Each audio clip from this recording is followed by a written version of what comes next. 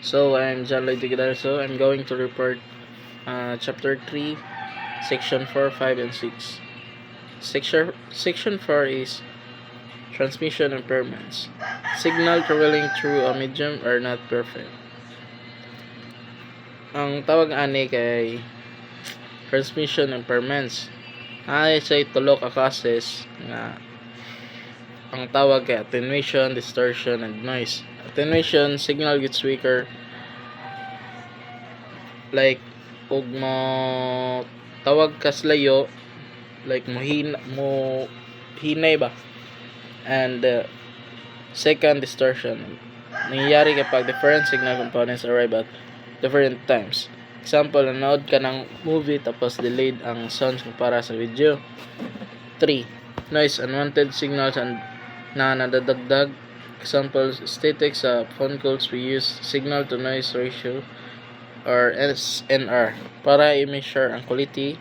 Higher the SNR, mas malinaw ang signal.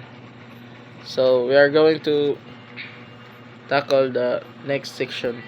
Section 5, data rate limits. Data rate limits are gaano kabilis ang transmission depends on three factors: bandwidth, signal, and level, and noise, SNR.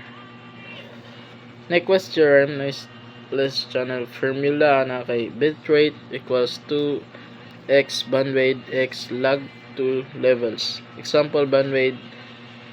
Ang example is bandwidth equals 3000 Hz, 2 levels is to 6000 bps, meaning more bandwidth or more levels, higher bit rate. Shannon capacity formula ana kay capacity equals B lag 2 parenthesis 1 plus SNR. Example, telephone line with 3000 Hz bandwidth and SNR 3162 to 34.8 kbps, meaning kapag noise ang channel, mababa ang max data rate. Section 6, performance. Performance ng network is measured by 4 metrics.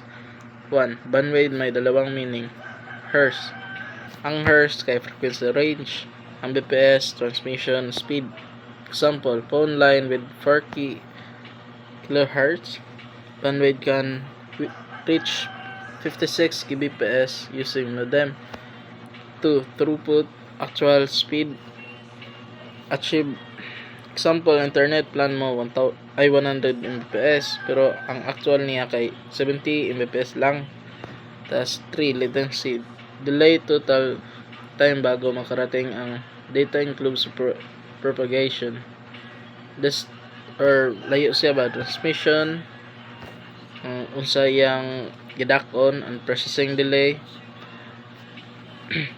Ang example na kay email is faster than sending a large video file. So last 4, bandwidth delay product.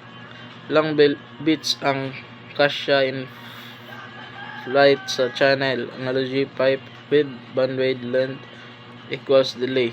Mas lapad at mahaba, mas maraming bits ang kasya or sa sulod sa iyang kuan ng tawag na product or pipe.